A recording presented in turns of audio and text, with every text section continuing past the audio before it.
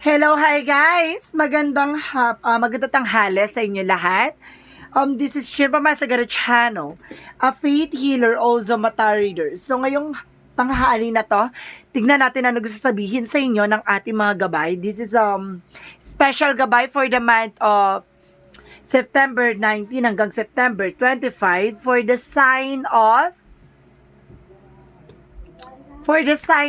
Virgo. So Virgo, welcome to my channel. Ano kayang messages, advices, and spirit guides ang ating masasagap for today's video? Ano kayang kaganapan sa buhay ng mga Virgo ang ating mga hagilap? So guys, this reading is a general reading lamang, hindi lahat makaka-resonate.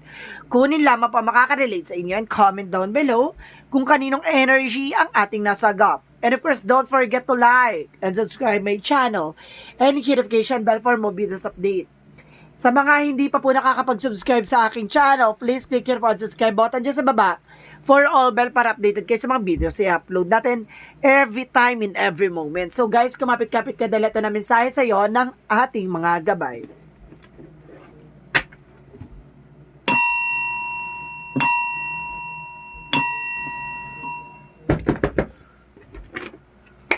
Angel Spirit Messages, ano ang mensahe sa iyo ng ating gabay for the sign of Virgo? There is a Three of Wands, waiting for a ship or waiting for a result, no? May pag-antay, so have a patient, no?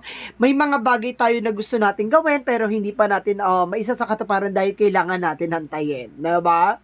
Hindi tayo pwede magpala desisyon. And of course, there is Emperor, be mature enough, no? Kumbaga kapag pagdating talaga sa mga bagay-bagay, kumbaga mas maganda yung nag-aantay kaysa nagmamadali, no? Nagmamadali na makuha yung mga bagay-bagay. Kumbaga, antayin mo naturally or mangyari yung mga bagay na mangyari. Diba? Kung may gusto kang bilhin, gusto kang kunin, may gusto kang makuha, so sinasabi sa'yo dito na mag-antay ka. And of course, there's a Seven of Wands. Kumbaga, sinasabi dito na protect your power, protect your energy, or something na maaaring pinaprotektahan ka ng ating gabay. At the same time, there is a Page of Swords. There's an information, no? Meron dito or sinasabi na kailangan mo kumuha ng information regarding dito. Or may taong kumukuha ng information sa iyo. So, let's see. What is additional messages? And of course, there's the Sun card. There's a pure positive energy dito.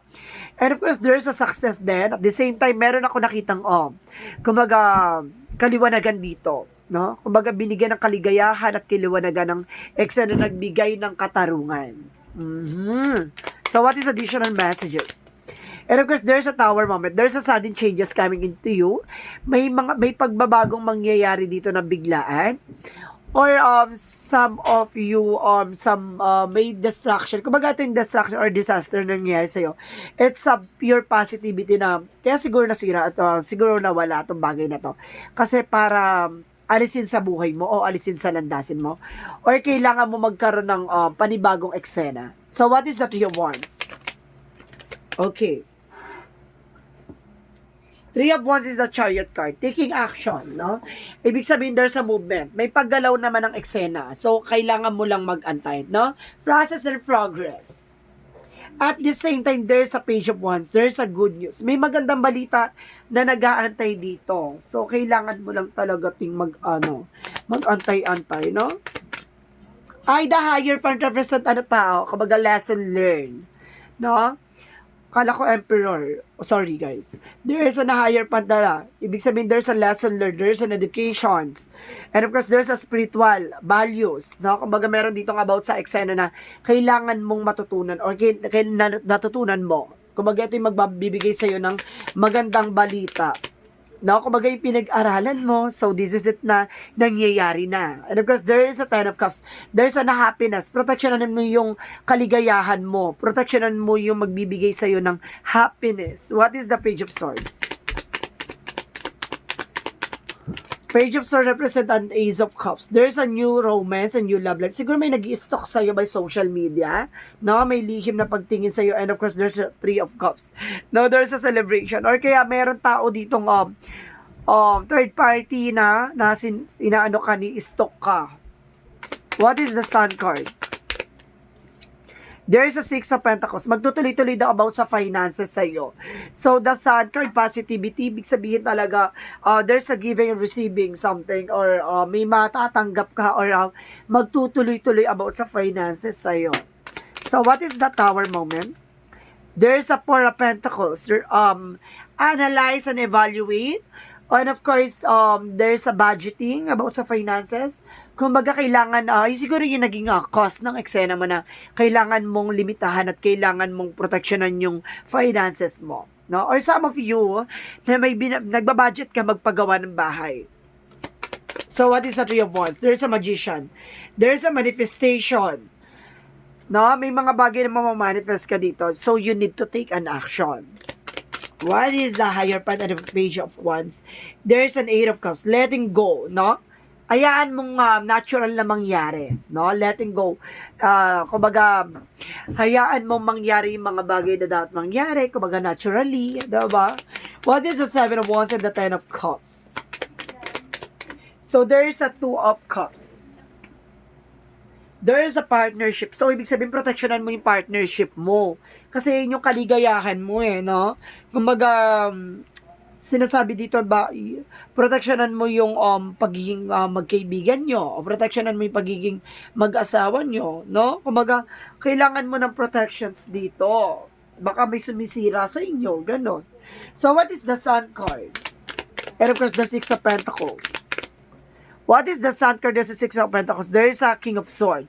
There is an information na magdadala sa'yo ng, kumbaga, tuloy-tuloy na finances.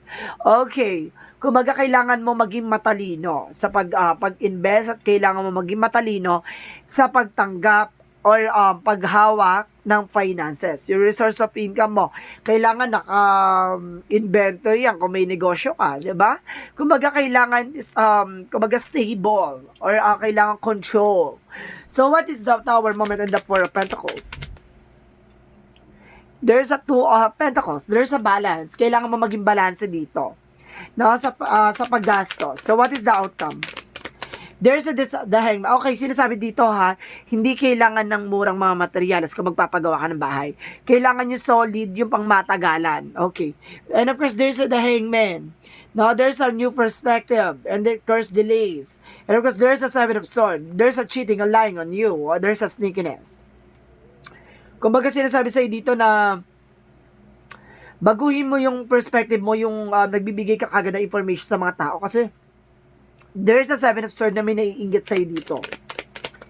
At the same time, there's a the Moon card. Revelation, reveal. Malalaman mo na. Makikilala mo na kung sino yan. Diba? And of course, there's Five of Pentacles. See? Kumbaga, kapag hindi mo to inalis sa landasin mo, may tendency mag-collapse tong finances mo. No? Kumbaga, let's see, what is the Five of Pentacles? Kung bakit lumabas yun dyan sa cards na yan. There's a Two of Swords. No? Kailangan mo na magdesisyon. Huwag kang magtitiwala about sa pera. No? Sinasabi sa'yo dito, maging mautak ka. Maging wais at listo ka. So, part of the deck strength card. No? Kailangan mo maging matapang at lakasan ng loob mo. Lakasan ang pakiramdam mo. So, what is the Yin and Yang Oracle card?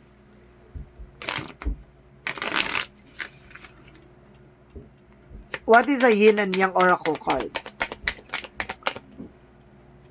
There is an assistance, spirit guides, na may tumutulong sa'yo by your spirituality. And of course, there is an integration union. No, meron talaga ditong, kumbaga, ex coming back or something na may taong babalik. It's either friend or love life. And of course, there is a storm, unexpected. No, hindi mo inaasahan tong pagbabago na mangyayari sa buhay mo.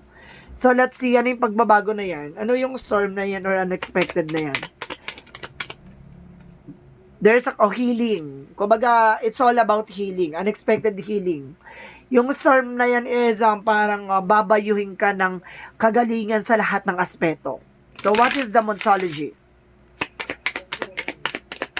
What is the Monsology? There is a balance, spiritual and practicality. Kailangan mo maging balance, no? And of course, the conclusion or within reach. Tama yung hinala mo, tama yung pangamba mo. So, what is the Love Oracle card? What is the love oracle card? There's a separation.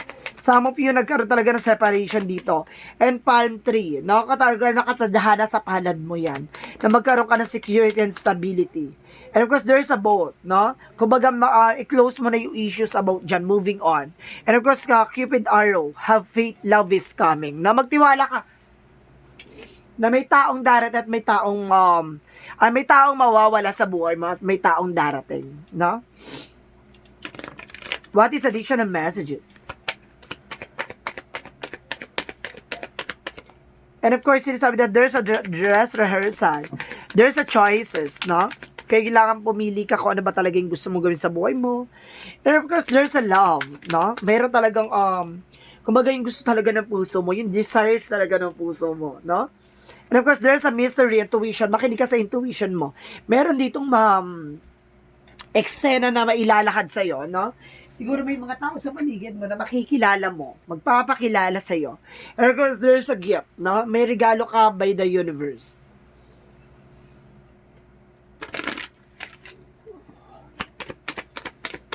So, what is the energy? What is this energy? There's an indecision. Kailangan mo na magdesisyon. And of course, there's a door to personal healing and happiness. May pintuan para sa kagalingan at kaligayahan. And of course, there's an angel of balance. Kailangan mo maging balance, no? Emotional and practical. So, what is additional messages? You're on the right path. Nasa tamang direction ka daw, no? Kumbaga, keep doing what you're doing because it's working. And of course, talk to your angels. Kausapin mo lang daw yung mga gabay mo, no? At magtiwala ka sa kanila. At the same time, what is additional messages? And of course, there is a balance. No, kailangan mo maging balance At the same, talaga sinasabi ng balance, And of course, there is a freedom. No, may kalayaan ka. 3 beses lumabas yung balance. So, ibig sabihin, kailangan mo maging balance naging out. And of course, there's a 2 of Pentacles more balance. So, ibig sabihin dito, kailangan mo balance talaga. Siguro balanse sa paggastos, balanse sa relasyon, balanse sa kinakain, balanse sa ginagawa mo sa araw-araw, no? Sa lahat ng bagay. And of course, there is a unrequited love. There is not enough attraction or chemistry to keep this relationship going, no? Kung baga, kailangan mo na sigurong tapusin yung relasyon na yan. Kung alam mong wala ng love, diba? Kung wala ng kumbaga boring na at talagang hindi na ka na masaya. So what is the chakra messages? There's a rejection. Some of you may mga bagay or situation ka na parang ayaw mong gawin, kumbaga ayaw mong kumbaga nire-reject mo, no? And of course, there's a guilt. Kumbaga may mga taong galit sa'yo or may mga taong kinagagalitan ka or something na kinaiinisan ka. And of course, there's a gossip. Okay, ibig sabihin dito may taong galit sa'yo na pinagchichismisan ka. And of course, there's an abundance. Kumbaga, magkakaroon ka ng masaganang buhay dito. So, let's see what is Archangel Michael messages. What is Archangel Michael messages? Honor and trust your feelings. So, magtiwala ka sa nararamdaman mo. Magtiwala ka kung ano yung gut feeling mo. At the same time, this is your life purpose, no?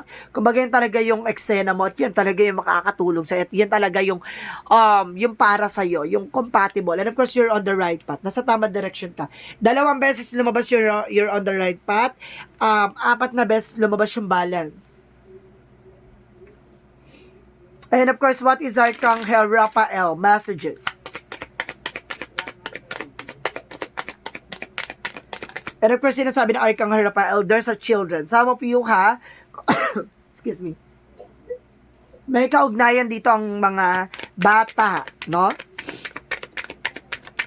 And of course, there's a home help. No, kailangan ng tulong mo ng inyong tahanan. So, what is the Jesus loving quotes? Or sinasabi niyong ng ating Archangel Raphael na tutulungan ka. Tutulungan ang inyong tahanan, no? And of course, sinasabi dito, heal the sick that they're in, and say unto them, and of course, the kingdom of God is coming into you. So, ibig sabihin dito, pagagalingin ka sa anumang uri ng karamdaman, sa anumang uri ng sakit ng nakaraan, sa anumang uri ng pagkalugmok at pagkadapa. So, sinasabi sa'yo dito na, kumaga, ipapakita sa'yo ni God kung gaano kaganda ang, kumaga, ang paniniwala at pananampalataya mo. 'Di ba? Kung ano yung right side na 'yan, kung ano yung mga magagandang kahihinatnan, kumbaga diyan mo makikita yung kagalingan at kaligayahan mo. Kumbaga sinasabi rin sa'yo dito na kumbaga lalapit sa'yo si God, and of course tutulungan ka sa anumang uri ng sakit 'yan. So sinasabi rin sa'yo diyan na kumbaga kung may mga anak ka na may mga sakit, sinasabi sa'yo dito na pagagalingin din pala na Arkanghel Rafael to. Okay. So what is the angel's number?